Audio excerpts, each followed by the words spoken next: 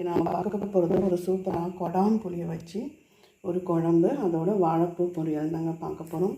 கொடாம்புளி உடம்புக்கு ரொம்ப நல்லதுன்னு பாருங்கள். கொடாம்புளி நேற்று நைட்டே ஊற வச்சுட்டேன். அப்படி ஊற வைக்கலைன்னா நீங்கள் குக்கரில் வந்து ஒரு விசில் விட்டு வேக வச்சிட்டிங்கன்னா நல்லா குழைய வந்துடும். இப்போ வாங்க குழம்புக்கு நான் பார்த்தீங்கன்னா தேங்காய் எடுத்துருக்கேங்க.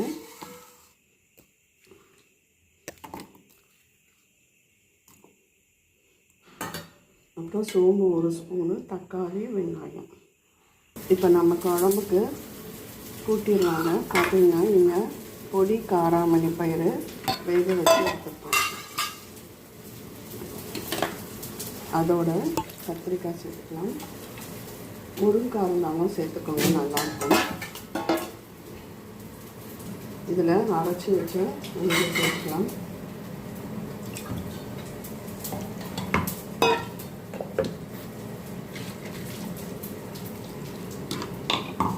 குழம்பும் நல்ல ருசியாக இருக்குங்க. நல்லா கொடாம்புளியை நல்லா கரைச்சி விட்டு ஊற்றிக்கலாம்.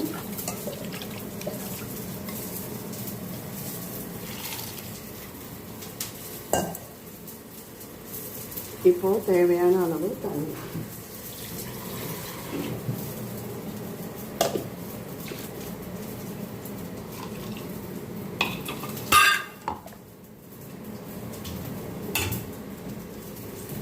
இப்போ குழம்பு மிளகாய்க்கு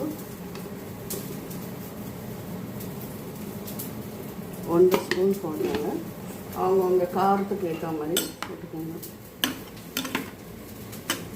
இப்போ இதில் உப்பு சேர்த்து நம்ம வேக வச்சிடலாம். ஒரு விசில் விட்டால் போதுங்க. கொஞ்சம் தக்காளியும் வெங்காயமும் சேர்த்துக்கோங்க.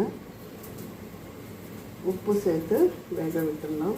இந்த பக்கம் பார்த்திங்கன்னா வாழைப்பூ பொரியல், வாழைப்பூ பாசிப்பருப்பு சேர்த்து வேக வச்சுட்டோங்க. வெங்காயம், கடுகு, பச்சை மிளகாய் சேர்த்து தாளிதம் பண்ணிவிட்டேன். இது கொஞ்சம் நேரம் வதங்கினா நம்ம தேங்காய் துருவலை சேர்த்துக்கலாம். இப்போ பார்த்திங்கன்னா தேங்காய் துருவல் சேர்த்தாச்சு. சேர்த்து கொஞ்சம் நேரம் கிளறி கொடுக்கலாம். ஒரு பக்கம் சாதம் வெந்துட்டுருக்குங்க.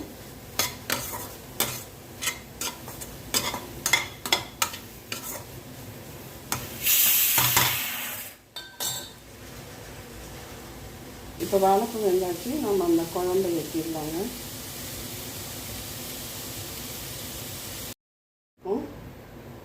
கடுகு,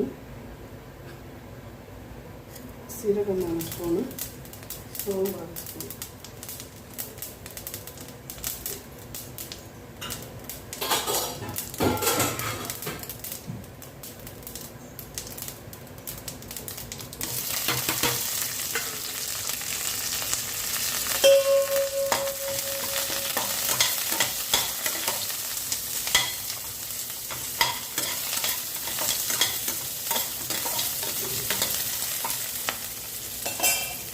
நல்லா வதங்கி வரட்டும். வெங்காயம்லாம் அரை வேக்காடு வெந்தோடனே நம்ம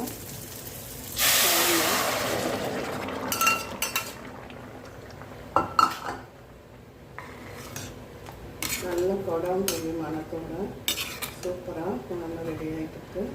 இப்போது நல்லா கொதிக்கட்டுங்க, நம்ம பார்க்கலாம்.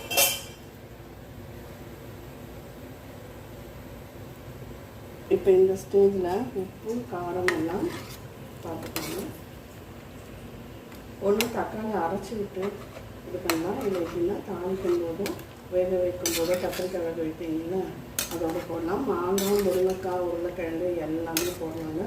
இதை நல்லா கொதித்து வரட்டும். உப்பு கொதியை பார்த்துட்டு சேர்த்துக்கோங்க.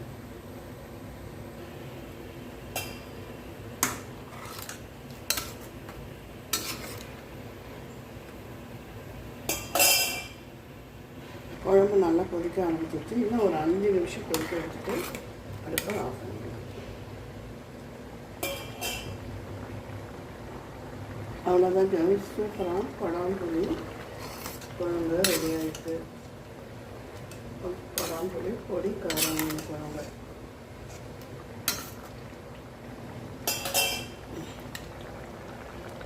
கண்டிப்பாக இந்த வீடியோ பிடிச்சிருந்தால் லைக் பண்ணுங்கள், ஷேர் பண்ணுங்கள், சப்ஸ்கிரைப் பண்ணுங்கள், கமெண்ட் பண்ணுங்கள். நன்றி, வணக்கம்.